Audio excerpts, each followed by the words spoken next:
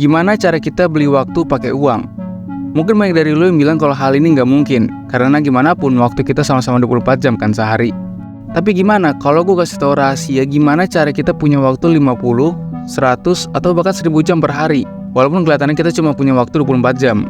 Nah, di video ini gue akan kasih tahu rahasia gimana cara kita ngambil waktu orang lain buat kita.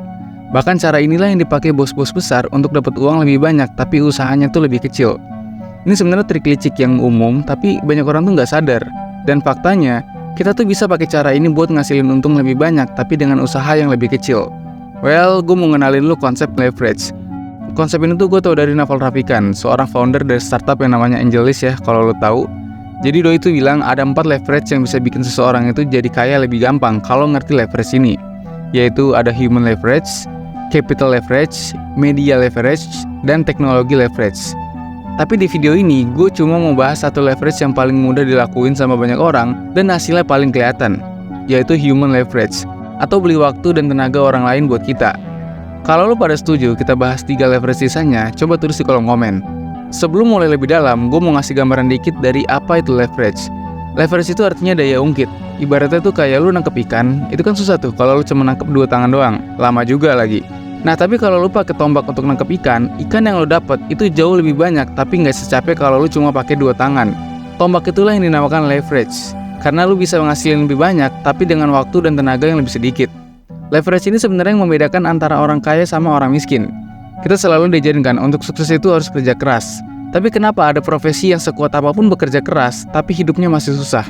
Nah, leverage inilah yang membedakan kerja kerasnya orang kaya sama kerja kerasnya orang miskin.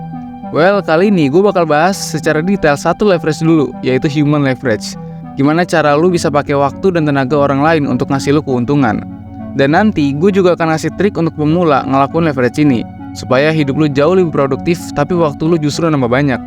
So, tonton sampai habis, karena gue yakin konsep ini akan merubah cara pandang lu entah untuk bisnis, karir, atau kehidupan sehari-hari.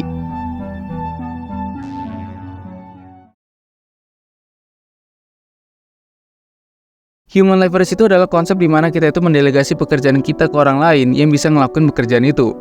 Mungkin lo merasa kalau waktu itu berjalan cepat, perasaan udah kerja keras berjam-jam, tapi kok masih nggak ada perubahan ya? Apa karena kurang lama kerjanya? Well, itu karena lo ngelakuin semuanya sendirian. Nah, sebenarnya banyak orang yang terjebak ke dalam siklus ini. Mereka merasa kalau bisa ngelakuin semua hal, padahal nyatanya manusia itu nggak bisa ngelakuin semuanya. Even lo jago semuanya pun lo tetap susah untuk berkembang, karena waktu lo terbatas cuma 24 jam. Kalau kita ambil contoh kenapa ada orang jualan mie ayam di gerobak kecil sama ada orang yang jualan bakmi di restoran tapi jauh lebih besar keuntungannya. Karena mie ayam di gerobak itu cuma dikerjain 1 orang. Sedangkan yang berbentuk restoran itu dikerjain lebih dari 1 orang. Ada bagian pelayan, yang masak, catat keuangan, dan lain-lain, sekalipun produk mereka sama. Karena pemilik restoran itu ngerti, kalau dia mau kaya, dia nggak bisa untuk jalanin semua itu sendirian.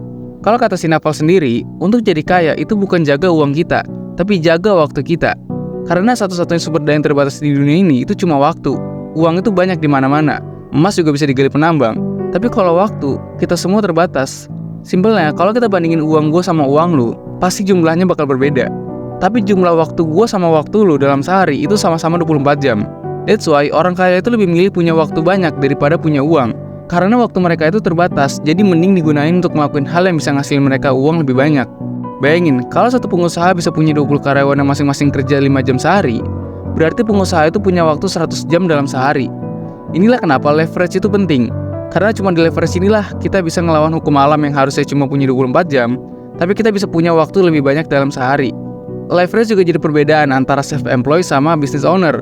Kalau self-employed itu kayak lu bikin usaha, dari awal sampai ngirim barang, lu kerjain sendirian. Self-employed itu sebenarnya gak jauh beda sama karyawan. Kalau karyawan, sehari lu gak kerja, gaji kepotong. Nah, self-employed juga sama. Sehari aja gak kerja, dia gak ada pemasukan. Sedangkan kalau business owner, dia lagi liburan pun bisnis tetap jalan, karena dia udah mendelegasi pekerjaannya ke beberapa karyawannya. Nih, gue akan bukan sedikit gambaran ya. Perbedaan antara lu kerja sendiri sama kalau lu manfaatin leverage. Let's say lu punya usaha dan lu hiring 5 karyawan. Anggap aja dengan 5 karyawan, bisnis lu omsetnya 50 juta dalam sebulan. Dan 20 jutanya lu pakai untuk bayar ke 5 karyawan itu. Berarti kan ada sisa 30 juta sebelum dipotong modal lainnya. Nilai tambahnya adalah bisnis lu berkembang lebih cepat daripada let's say lu kerjain sendirian dan omset lu cuma 5-10 juta doang per bulan. Ini contoh gambaran kecilnya aja ya, skalanya bisa lebih besar atau lebih kecil, tapi implementasinya tetap sama. So, Leverage ini ibarat lu buat sistem otomatisasi yang bisa jalanin bisnis lu atau kerjaan lu supaya lebih produktif tapi hemat waktu dan tenaga. Dan jelas, ini butuh modal. Nah, makanya nanti gue akan bahas risikonya. Sekarang kita bakal bahas dulu nih, gimana sih cara implementasi konsep leverage ini buat pemula.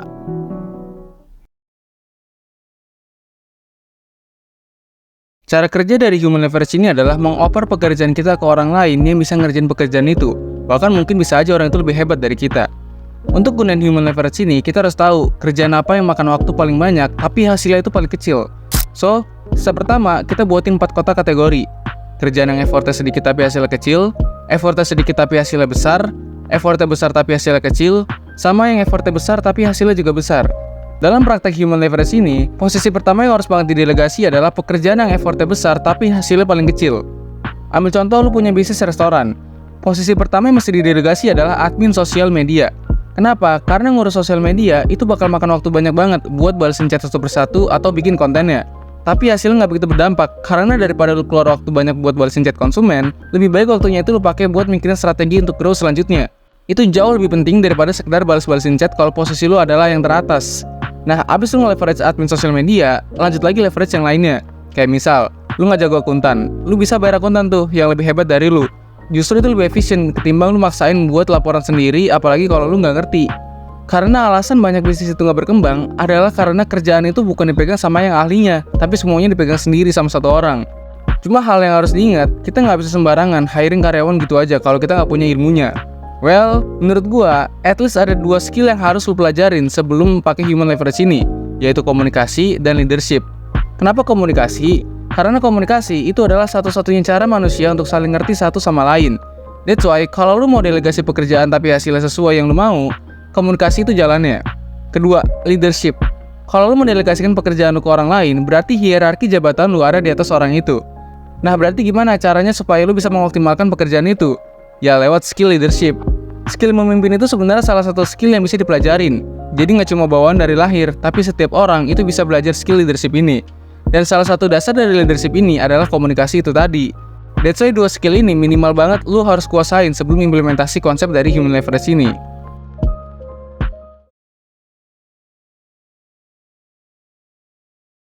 Walaupun dari tadi gue bahas kayaknya leverage ini konsep bagus untuk nge-cheat kita berkembang, sebenarnya leverage ini punya risiko dan konsekuensi yang harus lu pertimbangin. Karena untuk delegasi pekerjaan ke orang lain, itu kan butuh yang namanya modal. Nah, berarti kan di tahap kita leverage manusia, kita harus punya modal uang dulu. Risiko dari human leverage ini adalah besar pengeluaran daripada yang lu hasilkan. Belum lagi, kalau ternyata tugas lu itu nggak cocok dipegang sama orang itu. Atau dengan kata lain, lu salah orang. Atau kalau misal lu adalah pekerja keras, dan lu bayar asisten rumah tangga buat nungguin rumah lu. Risikonya jelas lah hal apa yang bakal terjadi. That's why human leverage ini tuh butuh banget yang namanya trust atau kepercayaan, supaya lu itu nggak sembarangan gunain leverage ini.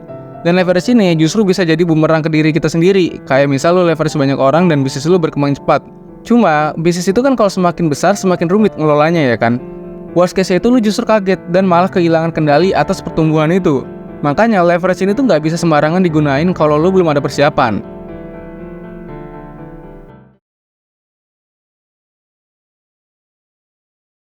So, harus gak sih kita pakai leverage? Menurut gua, kalau lu udah siap berkembang, leverage itu penting dan harus. Karena lu nggak mungkin berkembang sendirian. Nah, tapi kalau misal lu merasa belum siap, mungkin lu bisa coba-coba sendiri dulu aja supaya punya banyak pelajaran dan lu ngerti baik buruk itu gimana. Well, buat lu yang bekerja tapi bingung harus leverage orang lain atau enggak buat pekerjaan rumah, ada baiknya untuk mempertimbangkan kira-kira waktu dan tenaga lu itu lebih berharga nggak daripada lu kerjain sendiri. Kayak misal, lu adalah freelancer penulis. Coba bandingin, kira-kira dalam 1 jam lu bekerja, itu menghasilkan lebih besar gak daripada biaya yang lu keluarin untuk nyuci baju. Misal, dalam 1 jam nge-freelance, lu bisa dapat komisi 100.000. Dan kalau lu bayar laundry untuk nyuci baju, lu cuma keluar 40.000. Berarti waktu 1 jam itu lebih baik lu pakai buat ngerjain project nulis aja. Dan bajunya lu taruh di laundry daripada lu nyuci baju sendiri selama 1 jam. Fungsi dari leverage itu sendiri adalah membeli waktu supaya kita bisa ngerjain hal lain yang lebih bermanfaat. Bukan berarti leverage itu lu udah bayar orang terus lu nggak ngerjain apa-apa lagi. So, manfaatin leverage itu untuk mendorong produktivitas, tapi perlu ada pertimbangan. Well, sekian dulu pembahasan kita kali ini. Kalau lu masih ada yang bingung, coba tulis di kolom komen. Semoga bermanfaat, sampai jumpa di segmen selanjutnya.